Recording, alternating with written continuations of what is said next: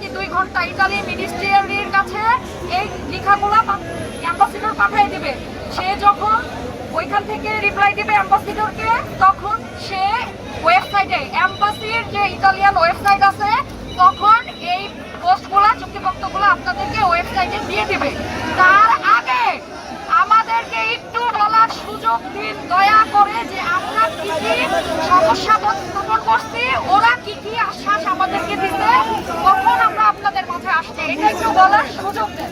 প্রথম প্রশ্ন ছিল অ্যাম্বাসিডরের কাছে যে গত বছর 2023 সাল থেকে যাদের ওয়ার্ক পারমিট নলস্তা জমা হয়ে আছে তাদের ডেলিভারি কেন দেওয়া হচ্ছে না। তখন অ্যাম্বাসিডর আমাদেরকে বলল, প্রথম কথা, ওয়ার্ক ভিসার একমাত্র যে সমস্যাগুলো আপনারাও সারা বাংলাদেশে সহ ইতালিয়ান সহকারে সবাই জানেন, যে কারণগুলো তুলে আসছে, ফেক নলস্তা, এগুলো সবকিছুর কারণে যে তদন্ত, যার যে মেলনি কমিটি গঠন করেছে, সেখান থেকে কাজ হয়ে, ওই মিনিস্ট্রি থেকে কাজ হয়ে যখন আমাদের এখানে রিপ্লাই দেয়, সেই ক্ষেত্রে আমরা এম্বাসি থেকে ডেলিভারি একটা একটা করে অল্প তো মানে স্বল্পভাবে দিচ্ছি। কিন্তু আমাদের মিনিস্ট্রি থেকে কর্মকর্তা যে নিয়োগ দিতে সেপ্টেম্বরে 4 জন কর্মকর্তা অলরেডি আসছে, তাদের সাথে বসে অ্যাম্বাসিডর নিজে মিনিস্ট্রিকে আকুতি মিকুতি ভাবে জানিয়েছে অন্যান্য ভিসা বন্ধ রেখে শুধু ওয়ার্ক ভিসা পারমিট ব্যবস্থাগুলো ডেলিভারি দেওয়ার জন্য। দ্বিতীয়ত কথা বলেছি, শুধু কর্মী সমস্যার কারণে যদি হয়ে থাকে তাহলে আপনারা 400-500 করে জমা নিচ্ছেন বিএসএফ গ্লোবাল, তাহলে ওয়ার্ক ভিসা প্রতিদিন 3টা গ্লোবালে 100টা করে বা 50টা কেন ডেলিভারি দিচ্ছেন না।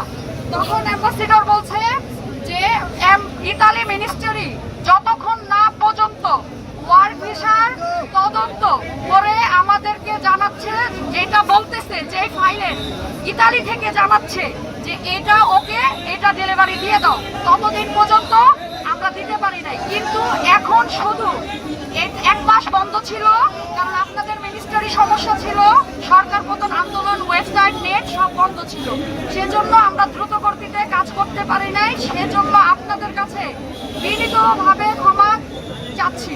আমি অ্যাম্বাসিডর হিসেবে চুক্তিবদ্ধ করলাম, খুব তাড়াতাড়ি লিখিতভাবে বললাম যে শুধু ওয়ার্ক ভিসা ডেলিভারি ছাড়া ইতালির 3টা গ্লোবাল আপাতত কোনো ডেলিভারি দিবে না। এবং এই প্রস্তাবটা শুধু আমি অ্যাম্বাসিডর না, এজ এ ইতালিয়ান মিনিস্ট্রি, স্বরাষ্ট্র মন্ত্রণালয়ে, প্রবাসী কল্যাণ মন্ত্রণালয়, পররাষ্ট্র মন্ত্রণালয়, 3 মন্ত্রণালয়ে এখনই আমি অ্যাম্বাসিডর হিসেবে স্মারকলিপি পাঠিয়ে দিব। তারা যখন আমাদেরকে রিপ্লাই দিয়ে দিবে, সাথে সাথে আপনাদের ওয়েবসাইটে আমি অ্যাম্বাসিডর দিয়ে দিব। যারা বিভিন্ন দেশ থেকে এসে ভিসার মেয়াদ শেষ করে ফেলছেন, যারা বেকারত্বভাবে জীবনযাপন করছেন, তারা দয়া করে আমাদের কাজের সুরক্ষাতে আর মাত্র কিছুদিন সময় আপনাদের কাছে চেয়ে নিচ্ছি। যদি এটার বিরুদ্ধে হয় তখন আপনারা কোনো পদক্ষেপ নিয়ে, যত সঠিক ব্যবস্থা আছে তার একটিও রিজেক্ট যাবে না। তখন আমরা প্রশ্ন করছি, আপনারা মেল চেক করে যদি অ্যাপয়েন্টমেন্ট দিয়ে থাকেন, সেখান থেকে অরিজিনাল কাগজে দেখা যাচ্ছে নলস্তা রিজেক্ট হচ্ছে, তখন বলছে হ্যাঁ অরিজিনাল নলস্তারও 2-1টা রিজেক্ট আমরা দিচ্ছি, সেগুলো আগে কাজ করতেছি। কেননা নলস্তা অরিজিনাল প্রটোকল মিলছে, কিন্তু ইতালি মিনিস্ট্রির যে তদন্ত কমিটি বসিয়েছে, সেখানে আমাদের কাছে প্রমাণ আছে যে নলস্তা অরিজিনাল ছিল, কিন্তু যে লোক তাকে নলস্তা দিছে সে কোনো না কোনোভাবে অন্য লোকের সাথে জড়িত হয়ে এটা অরিজিনাল বের করেছে, কিন্তু এটা দুর্নীতি করে, করাপশন করে বের করেছে। এটা যখন প্রমাণ হয়ে যায়, আমাদের কাছে আসে, ইতালি থেকে খবর আসে, তখন অরিজিনাল নলস্তা আমরা রিজেক্ট করি। কিন্তু কোনো মালিক প্রত্যাখ্যান করে না, কোনো নলস্তার মেয়াদ শেষ হয়ে যাওয়ার কারণে আমরা রিজেক্ট করি না। এখন যেগুলো আটকে আছে সেগুলা টোটালি তদন্ত একমাত্র ইতালি মিনিস্ট্রি করতেছে। আবারও অ্যাম্বাসিডর বলতেছে চুক্তিবদ্ধভাবে, ইতালি এম্বাসি বা বিএসএফ টোটালি ভাবে ইতালি মিনিস্ট্রি জর্জে মেলোনির কথার অনুপ্রেক্ষিতে, তার অনুমতি ছাড়া, তার তদন্ত কমিটি, ইটালিয়ান পার্মানেন্ট এবং যে ভিসা দেওয়ার যে মানে প্রক্রিয়া যে ওইখান থেকে যে পারমিট দেওয়ার পরে আমরা সেইগুলাই কাগজেই ভিসা সাবমিট করব। এছাড়া আমাদের পক্ষে ভিসা দেওয়া সম্ভব না।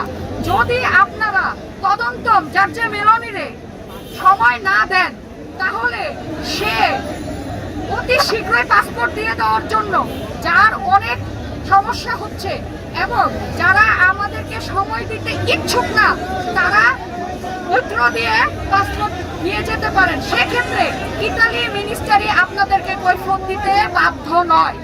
ইতালির মিনিস্টারকে অবশ্যই সময় দিতে হবে। তাইলে কতদিন সময় লাগবে আমি প্রশ্ন করেছি।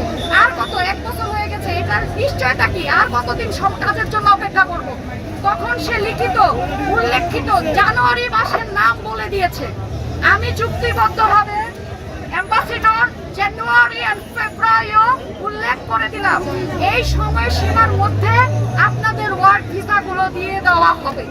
যদি এই সময়টুকু আপনারা না দেন, তাইলে ইতালিয়ান মার্জে জেলোনি মানে যে মিডিয়া, যে মাফিয়া তদন্ত বসিয়েছে, তখন সেখানে বাধ্যগত হবে বলতে যে বাংলাদেশ টোটালি করাপশনের সাথে জড়িত।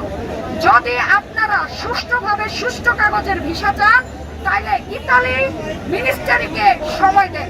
এম্বাসির হাতেও ওয়ার্ক ভিসার কোনো ক্ষমতা এখন জার্জে মেলোনি রাখে নাই। কারণ জার্জে মেলোনি অনেকগুলা দোষ, অনেকগুলা সমস্যা সে দেখা করে নিজে তদন্ত করে পেয়েছে। জানুয়ারি মাসের কথা উল্লেখ করে বলে দেওয়ার পরে তখন আমরা 7 দিনের এই ওয়েবসাইটে আপনাদের নিউজ দেওয়ার এবং কাজ ডেলিভারি, তখন বলছি জানুয়ারি মাসের মধ্যে সব ক্লিয়ার করবেন।